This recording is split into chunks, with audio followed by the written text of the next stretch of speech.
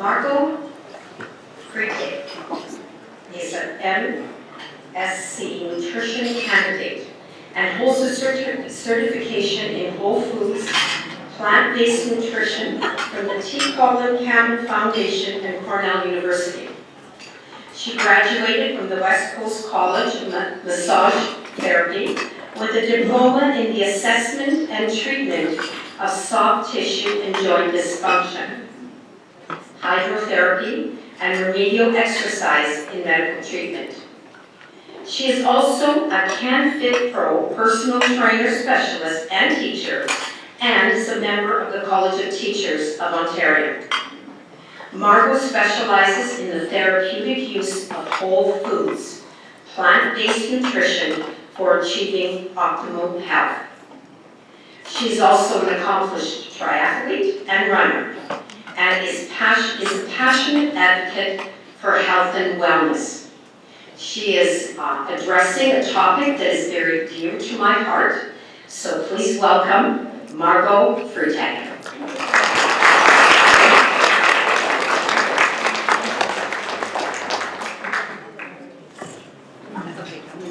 Good afternoon, thank you everybody.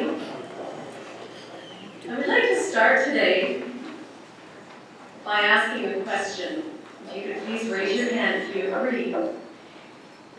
That we as a society associate aging with a decline in health.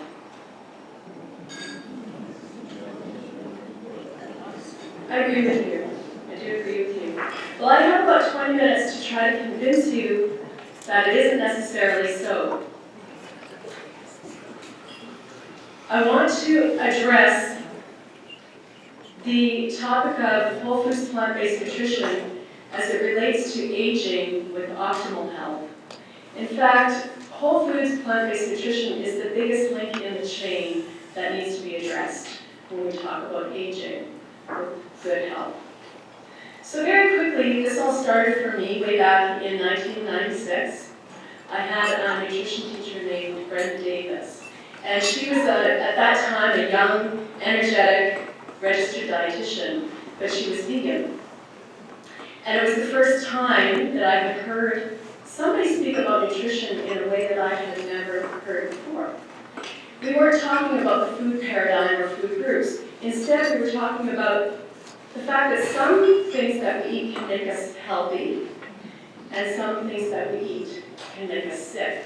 And it was very inspiring for me at the time because I had spent a lifetime struggling with asthma and allergies and some other health issues that were actually related to food I didn't know at the time.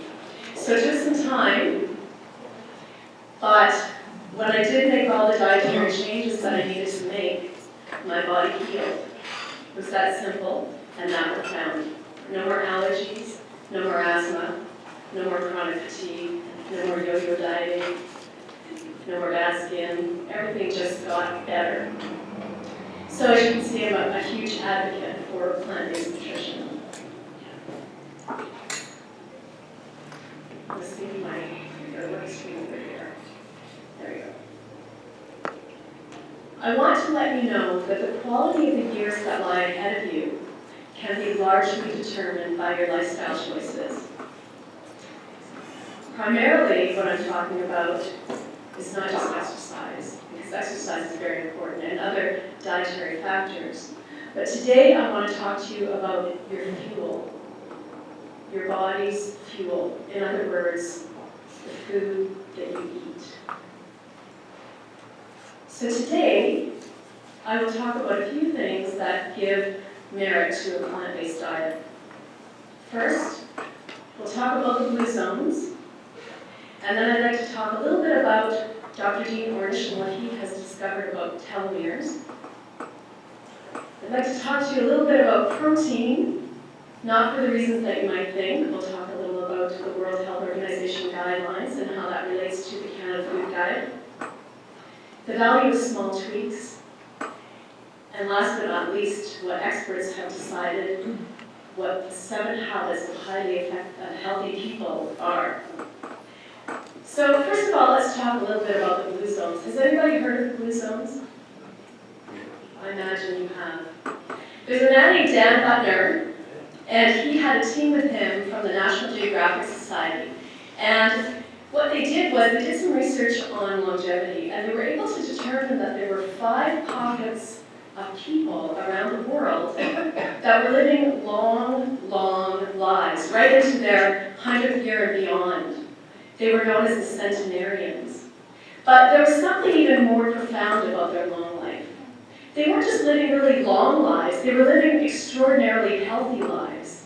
They were energetic and vibrant and mobile and healthy right into their 100th year and beyond. So Dan Butner and his team really wanted to know what the secret was. They were trying to figure out what was going on, what the secret ingredients were for this long and healthy life. And they found that there were 5 similar, or not 5, sorry, there were 9, actually 9 similar traits that these people shared, despite their cultural differences and geographical differences. They discovered first that everybody was moving throughout the day. They were exercisers. But they weren't the kind of people who were going to the gym and pumping iron or training for marathons or going to Zumba classes. They were just nudged into movement every day by their lifestyle. So it was the way that they lived that forced them to be moving ongoing. They might have been plowing fields, farming, gardening, or walking long distances. Whatever it was, they were moving, they were on the move, moderate exercise. They also valued family. So they really were honing in on their family relationships. They valued spousal relationships and they nurtured their family unit. They often had their parents, their aging parents living with them or close by. They all had a way to de-stress. It was different for all of the groups. Some took a nap, some would meditate, some would pray, some would drink wine. Whatever it was, they all had a way to downshift. All of the groups would eat until they're 80% full. There's no overeating. And they ate their smallest meal at the end of the day, and they didn't eat after dinner. So dinner finished, and that was it. That is it, still to this day, until the next morning. They all had a sense of purpose. Apparently, knowing your sense of purpose is worth 7 extra years of life. Some drank wine, not all, but some. 1 to 2 glasses a day. They all had a sense of belonging. Many, most actually, belonged to a faith-based community. And they valued their friendships. Most of these people had friendships that they nurtured from early childhood right into their late years. And these friendships actually fostered healthy habits and healthy behaviors. And last but not least, they all eat a plant-based diet with a heavy emphasis on legumes, lentils, and beans of all kinds. Now, some of them are vegan, completely vegan without any animal products, and others do eat a small amount of meat. But they eat such a small amount of meat that these people are still considered to be eating a plant-based diet. So that small amount of meat is 3 to 5 ounces, 3 to 5 times per month. Now, another way of looking at that is the size of a deck of cards once a week. I'd like to talk a little bit about the Loma Linda, California group. Actually, before I do that, I'm just going to tell you who these people are. Oh, I don't have to do that. So there are 5 groups. There's one in Okinawa, Japan, one in Sardinia in Italy, one in Caria in Greece, and then Loma Linda, California, and the other is in the Nicoya Peninsula in Costa Rica. The one I want to talk to you about right now, just very briefly, is the one in Loma Linda, California. And the reason I think it's just something we should talk about is because we share some common things, don't we, like geography and culture. So what is it that they're doing differently? Well, the Loma Linda group is a group of Seventh-day Adventists, and they eat what they call a biblical diet. This is the diet that God instructs Adam and Eve to eat in the book of Genesis. So they don't eat any animal foods, they're completely vegan. And they don't drink any wine, this group doesn't, and they don't drink anything else actually except for water. They've eliminated all processed foods, refined sugars, and junk foods. They didn't comment on. So there are some differences with these different Blue Zone groups. Well, one thing holds true, and that is they eat a diet that is whole foods, plant-based. So whole grains, fruits, vegetables, and legumes. And they eat a starchy diet as well. They eat lots of rice, potatoes, sweet potatoes, squash, corn. What's remarkable about this group, and I'll say it one more time, is not just their incredibly long lives, but their incredible health right into their very late years. And what might be even more incredible and more profound is that the leading nutrition researchers of our time have determined that adopting a plant-based diet at any age can actually restore our health. So has anybody here heard of Dr. Dean Ornish? Dr. Ornish is a well-known researcher. He does a lot of research on lifestyle factors as they relate to health. And his most recent research, he was able to prove that prostate cancer is actually reversible by adopting a plant-based diet. But I'm not going to talk too much about that. I just want to talk about the study group in that study. Dr. Ornish and his team took a look at the chromosomes of the study group in that study. And they looked at the chromosomes, and more specifically, they looked at the telomeres. And telomeres are often likened to the plastic tips on shoelaces, which prevent the shoelaces from unraveling or fraying. Telomeres do much the same thing for chromosomes. They prevent the chromosomes from unraveling or fraying. But telomeres are also associated with aging. As telomeres get shorter, our lifespan gets shorter, and chronic conditions start to set in. But what Dr. Ornish noticed was something really remarkable. In this study group that adopted the plant-based diet, they could see that the telomeres actually increased in length by 10%. And in the control group, when people did not change their diet, those telomeres decreased in length by 3%. What was even more profound about this is that these people were a variety of ages. And this telomere lengthening occurred regardless of age when people changed their diet.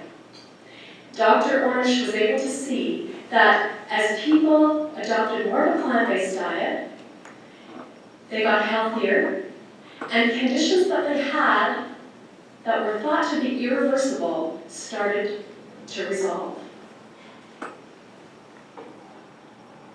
So I just thought I'd put this up just in case anybody doesn't know yet how I feel about animal protein.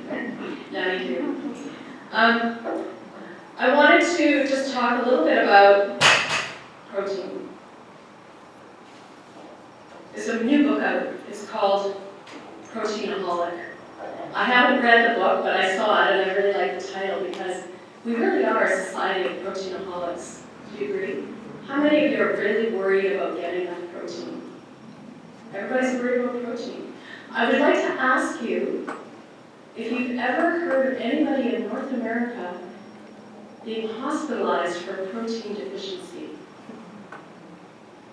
It doesn't happen. The last thing we need to worry about is protein. We are getting plenty, I promise. It turns out that too much animal protein is actually at the crux of our health crisis in North America. Too much animal protein is detrimental to human health. And I'd like to talk a little bit about why that might be so. I mean, sure, we have marketing pushing protein supplements and high protein diets, You've heard about all of those. I just want to talk a little bit about why else we might be so concerned about protein. So these two columns here, the one on the left is the CFG column, that's the Canada Food Guide, which is really equal to the USDA guidelines. And the one on the right is the World Health Organization. So the Canada Food Guide suggests that we can get 10 to 35% of our daily calories from protein, or 55 to 175 grams of protein a day. Now this is based on a 2,000 calorie diet for a 150 pound man. Both of these guidelines are for the same caloric intake. So that also equals 220 to 700 calories coming from protein every day. Now, the World Health Organization, this is the organization that sets the standard for optimal health for everybody on the planet, has something very different to say. They suggest that for that same 150-pound man eating that same 2,000 calorie a day diet, he should be getting 22 grams of protein a day. That translates to 4.5% of our daily calories from protein, or 90 calories a day from protein. Most of North Americans are eating over 100 grams a day. And we know that when we reach on an ongoing basis over a long period of time, if people are eating more than 11% of animal protein every day for years and years, this is when chronic conditions start to set in. So you might be wondering, well, how could I achieve that with plants? And I'll just give you an example of how that could happen. So if I were to have a bowl of oatmeal in the morning, 1 cup of oatmeal, that would give me 5 grams of protein. And if I put 2 tablespoons of ground flax on that oatmeal for my omega-3s, which I do, then that would give me an extra 3 grams of protein. So I've got 8 grams of protein already in the morning. And then with my lunch, I might have half a cup of lentils or legumes in my wrap or on my salad. And that half cup of lentils, that half cup of black beans, that gives me another 8 grams of protein. So I've already got 16 grams of protein. It's not dinner yet. And then at dinner, with the rest of my meal, I might have 1 russet potato, and that gives me 8 grams of protein. So you can see I haven't even met my caloric requirements, and I've already got my protein requirements fulfilled. And I might add that animal protein and plant protein are very different in the outcome for health. So the adverse health effects that are associated with animal protein are not associated with plant protein. So it's really quite simple. And I encourage you to think a little bit less about protein and a little bit more about nutrient density. Because we as a society are eating a lot of empty calories. And does anybody know what I mean by empty calories?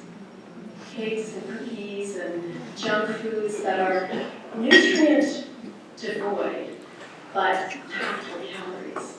So when we eat nutrient dense foods, we get just the right amount of nutrition and the right amount of protein. Can somebody give me an example of a nutrient dense food? Kale. Kale, yes. Absolutely. Somebody else?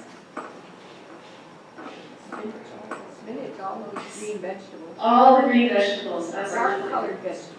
Dark leafy greens, all the dark vegetables.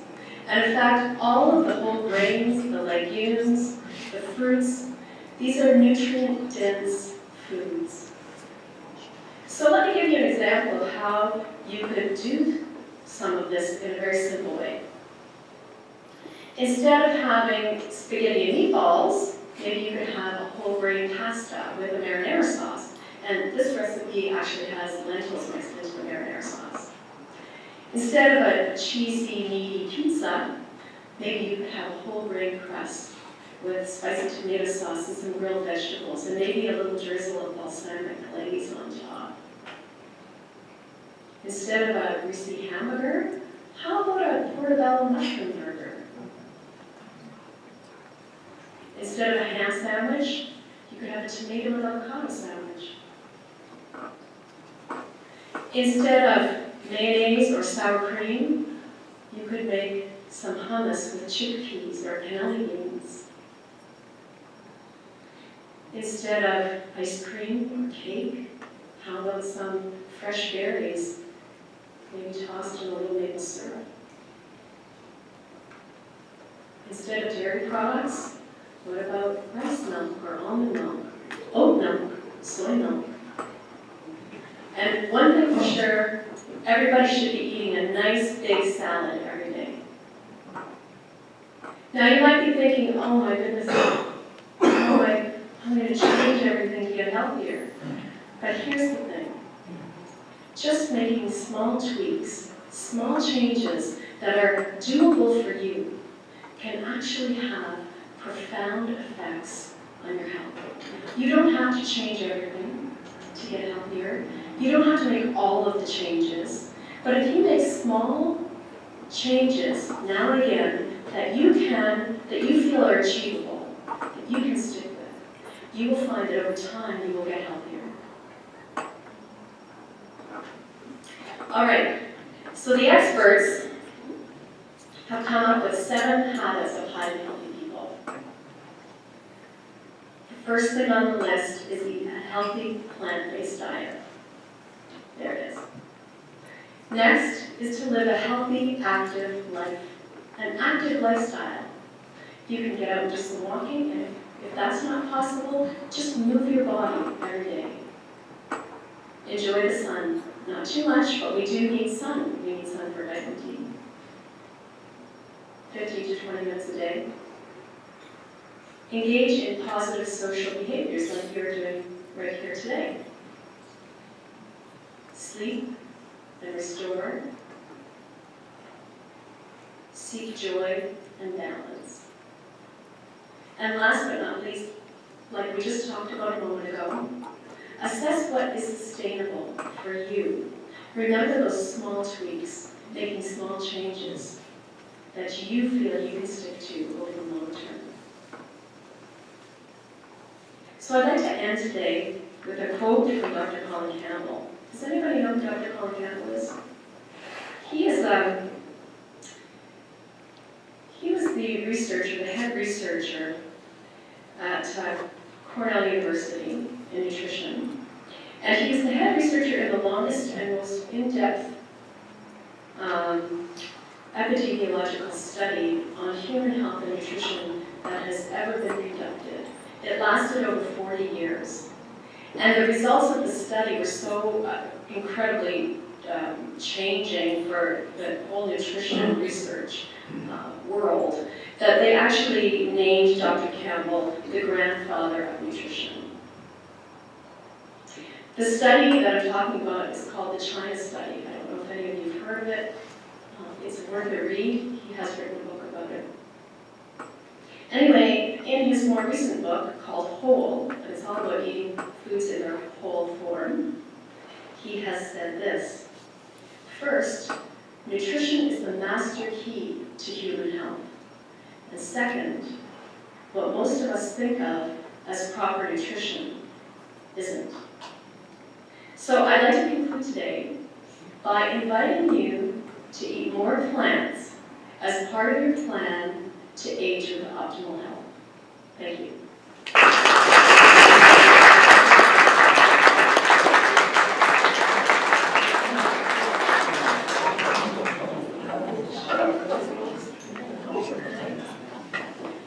Well, I remember my son always telling me, Mom, you are what you eat. So let's take a look at what we are. Thank you, Marco, so much. Certainly, I think that's a talk that every one of us can take to heart. I challenge you to at least take 1 or 2 of those little tweaks because overall, it's going to benefit us in the long run. It's going to make us feel healthier. Remember, sitting is the new smoking. So I thank Margot very, very much for that informative talk, and hopefully that will lead to us leading a healthier lifestyle. So thank you very much, Margot.